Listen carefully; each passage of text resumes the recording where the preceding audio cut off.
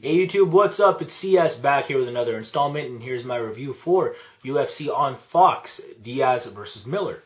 Alright folks, I know late as hell, sorry about that shit. Let's get this underway though. I do have to give out a prize. Of course, it was for this Josh Koscheck tee. Of course, if you guys did catch that fight, Josh Koscheck, in my opinion, should have won, and whatever. It went to Johnny Hendricks, and he won via UD. And to anyone who picked a UD and told me that in the comment section below for Johnny Hendricks and was subscribed, was eligible to win this tee. And the winner is Cracklin0405. So thank you for participating, dude. Hopefully you see this in the mail real soon. Shoutouts to you. And again, shoutouts to anyone else who participated as well. I really do appreciate all the support. There are still some prizes to win, including the one for next week's card. That is, of course, UFC on Fuel TV, Korean Zombie versus Poirier. I'm going to give out a Korean Zombie tee right here. Real nice looking tee. Korean Zombie all day. He's one of my dudes. Yeah, I don't know, man. Tell me what you think is going to go down between him and Dustin Poirier next week in the comment section below my next prediction video, which should be out hopefully soon after this review is done. But as for this review, guys, what did you think of this fight card? I'll definitely say it was the best UFC on Fox card so far. Of course, the first couple, in my opinion, not a good look. Save that for a different day if you want to hear me rant on that shit again. But yeah, this one was fairly exciting. At least the main card was relatively well-rounded main card. You had the typical first-round knockout that most people saw coming. You saw Palhares getting upset, damn, in the first round. You also saw Josh Koscheck and Johnny Hendricks fight a crappy boxing match, which I, foresaw. If Johnny Hendricks or Josh Koscheck weren't finishing each other, it was most likely going to go that route. And of course, you saw Nate Diaz do his thing in Jim Miller's backyard. So, yeah, I don't know. Relatively crazy main card. Well-rounded, fairly exciting. Let's start off with that main event. Nate Diaz versus Jim Miller. Nate Diaz did his thing. He got Jim Miller to not fight his fight. And sure, Jim Miller kind of fights his fights everywhere. I understand. He likes to stand and bang. He does like to go to the ground and work his jiu-jitsu, wrestle dudes when he needs to. But I really thought that, considering the fact that this was going to be in front of his own crowd, that he would do everything not to lose. And that's not the case. He went out there and fought Nick Diaz's fight, which was stand-up. He really didn't make much of an effort to get this thing to the ground. And even if he did, Nate Diaz has that crazy guard, you know what I'm saying? And, he got Jim Miller in that nice-ass guillotine, so props to Nate Diaz for doing that. So maybe if Jim Miller were to stick to a game plan, maybe, the wrestling-based one that I thought he was going to do and should have done, maybe he gets submitted. Who knows? He would have to do a lot of not being active on top. Just random hammer punches, anything, something that Nate Diaz can't grab an arm for, you know what I'm saying? Or extend his legs for. Nate Diaz has a tricky-ass guard, but he ended up getting that guillotine in that scramble. So, props to him for doing so. I doubted Nate Diaz again. Shout-outs to MJ Hooked on MMA for, continuously supporting the Diaz brothers. I respect that. I underestimated him. What can I say? Props to Nate Diaz. We'll see how he does against Ben Henderson. I still think he gets wrecked by that guy. But who knows? We'll see.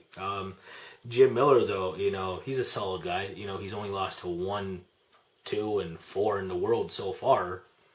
I don't know. Then he loses to someone who's out of character compared to Gray Maynard, Frankie Edgar, and Ben Henderson in Nate Diaz. It's just like, wow, really? He actually lost to that kind of fighter.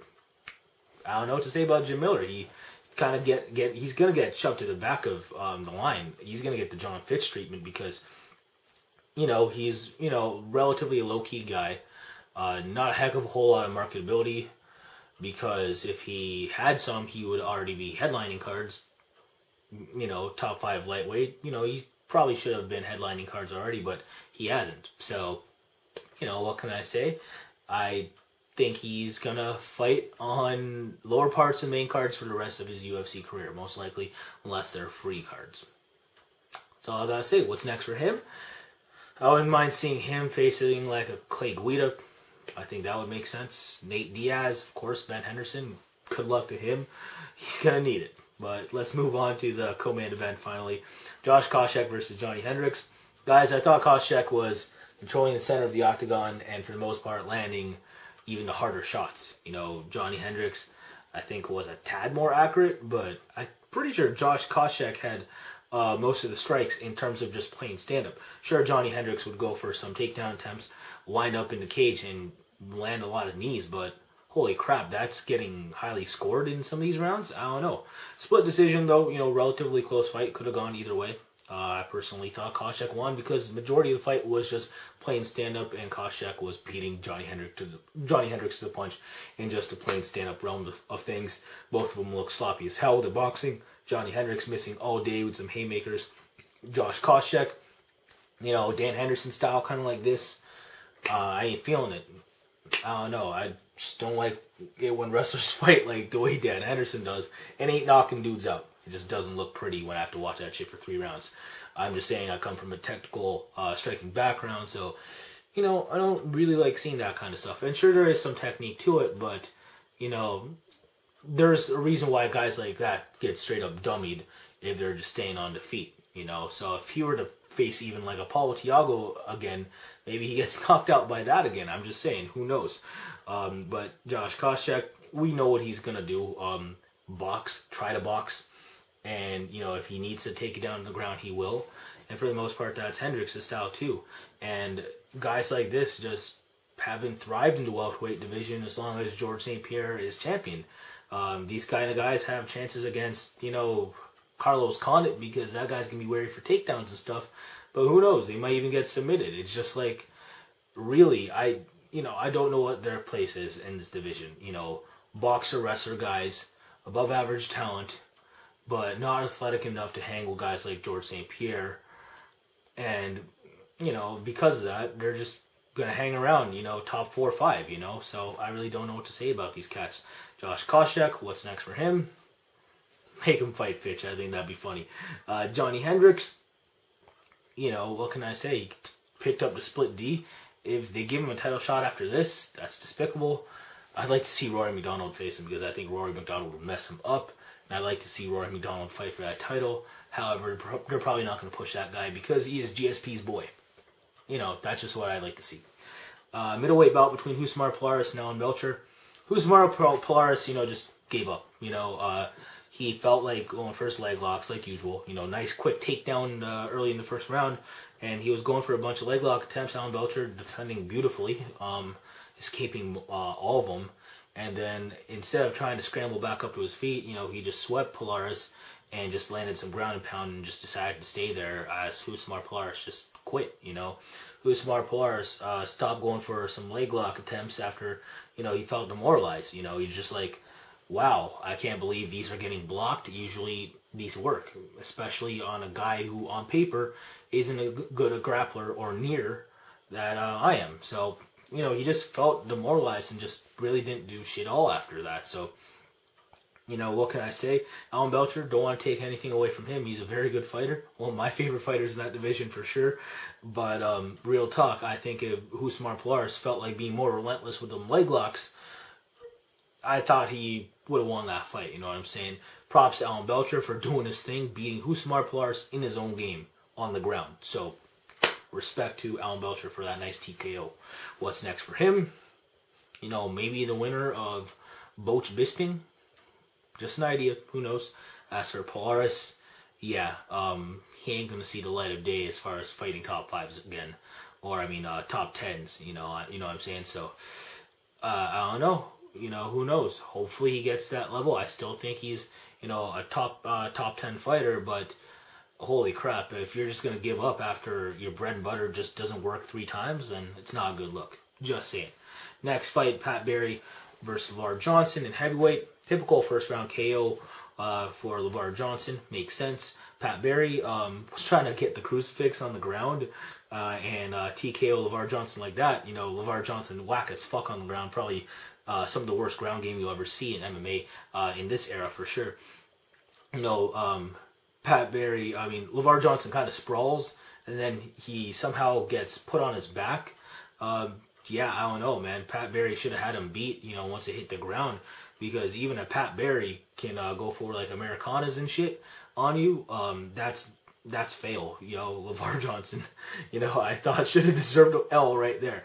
But he was persistent, got back up to his feet. started tagging Pat Barry like crazy.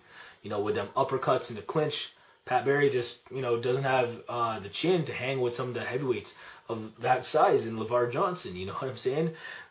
Damn. A lot of people would go down if LeVar Johnson punched him like 10, 20 times for sure. But, you think Pat Barry would have the know-how to break the clinch and, circle or something like that. But he just didn't. He just went frail. You know what I'm saying? It's just, I don't think he mentally is... has what it takes to become a mixed martial artist, for sure. Definitely not. We haven't seen it in any of his fights.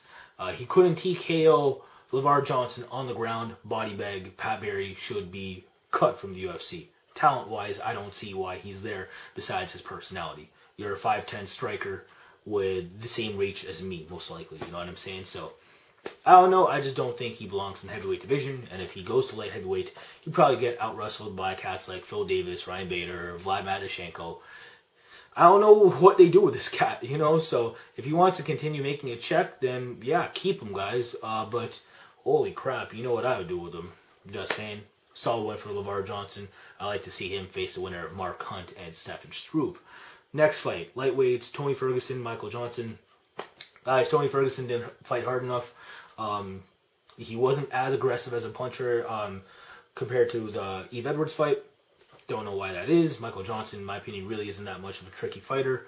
I think Tony Ferguson had the boxing mechanics to beat Michael Johnson, but he just was hesitant on pulling the trigger.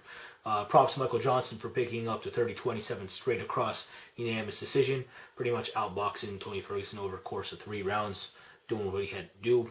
A little bit quicker on the trigger, a little better movement. He just beat Tony Ferguson to the punch. Nice win for Michael Johnson. As for what's next for him, I don't know. Whatever, it's all good. Nice win for him. Tony Ferguson, don't know what they do with him. He needs a camp that could provide him with higher fighter IQ. John Dodson, Tim Elliott in flyweight. Nice win for Dodson. Broke his hand like sometime early in that fight. Still persevered in the second, picked up that 10-9 round, and he was getting outstruck by the Wild Man in the third. Yeah, whatever, John Dodson, if he doesn't break his hands, pretty much one of the better flyweights out there, if you ask me. The guy's quick as hell. His boxing, pretty crisp. I like what I see out of that guy. Tim Elliott's just like a weird style to fight, especially in your first fight at flyweight in a while. Tim Elliott's already a ranked flyweight fighter. That's a tough matchup for John Dodson, especially when he breaks his hand. So, what can I say? Still a nice win. What's next for him? I don't know. Who knows? We'll see. Tim Elliott, keep him around. Pretty solid dude. Kind of Brian Ebersol-like in terms of how wild he is, though. John Hathaway versus Pascal Kraus in welterweight. Guys, Hathaway beat Kraus everywhere, in the clinch and on the ground, and of course standing up. He was just way more active. Kraus has been out way too long. Technically, Kraus has what it takes, in my opinion, in terms of, what mechanics he has on the feet. Technically, he's not that wild on the ground. He does have some skills in terms of subs, but really, Hathaway is just too athletic of a guy to just execute against, especially in your first fight back in so long. So, just tough fight for Kraus. Solid win for John Hathaway. I want to see him versus a top 15 opponent. Real talk. I think he has some skills, and I think he's coming around ever since that L to, what's his face? Yeah, Mike Pyle. So, yeah, good for John Hathaway. Catchweight bout between Louis Gaudinot and John Lineker. Guys, Gaudinot did his thing with that nice-ass guillotine, in round 2. Survived round 1. Lineker was heavily favored to win. I believe he was almost like a 3-1. I believe, 3-1 favorite almost. I'm pretty sure for Lineker. Gaudinot really didn't show me that much skill off of what I've seen in the Ultimate Fighter. So I'm like, Lineker's slightly more proven in terms of the competition he's faced. He has 2 or 3 times more fights, and arguably against better competition. So, yeah, Lineker should be good wherever the fight goes. Got caught in a dumbass guillotine. Gaudinot has a pretty good one, apparently. So, yeah, solid win for Gaudinot. Don't know what's next for him. Let's just hope makes weight. I don't know. Whatever. Next fight, Danny Castillo versus John Cholish in lightweight. John Cholish, relatively athletic, lanky, lightweight. I don't see a lot of skill coming in from his side. He's good at a few things, you know, striking, jiu-jitsu, of course, from the Sarah Longo fight team. But I just don't see him escalating in terms of his him becoming good. You know, he's getting out wrestled by Danny Castillo 3-zip. You know, Castillo's a solid fighter, don't get me wrong, but I don't think he's anything special. And Cholos really didn't show me anything in terms of, wow, this guy, you know, I can be good. You know what I'm saying? So whatever, nice win for Castillo over a prospect. I don't know what's next for him. As for Cholos, keep him around because, you know, I think he has to fight more dudes on his level to, you know, to prove me wrong of what I think of him right now. Dennis Bermudez versus Pablo Garza. Dennis Bermudez doing exactly what I thought he would do. You know, just 3-0 wrestling, whatever. Nice win for him. Garza, maybe cut, I don't know. Relatively exciting kind of guy, but yo, he's just not going to snap off these triangles against guys who know how to defend against him, you know what I'm saying? Nice win for Bermudez. I actually missed the Facebook card, guys. Roland DeWarm apparently had a nice come-from-behind win over Ninja of Love, Nick Dennis. Solid win for Roland DeWarm. And Mike Vicenzio apparently had like 10-9 round 1 over Carlos Zamola and then gave it up in round 2. Soft, you know, whatever, man.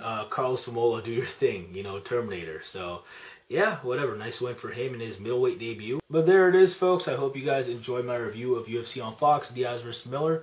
Again, if you do want to cop the Korean Zombie shirt, just tune in to my next prediction video for UFC on Fuel TV, Korean Zombie versus Poirier. That one should be fun. And yeah, I guess that about is it for me. So thank you for all the support once again, guys. You guys rock. Appreciate all the love and shit. Deuce for all my supporters, Bruce for all my haters. Take care.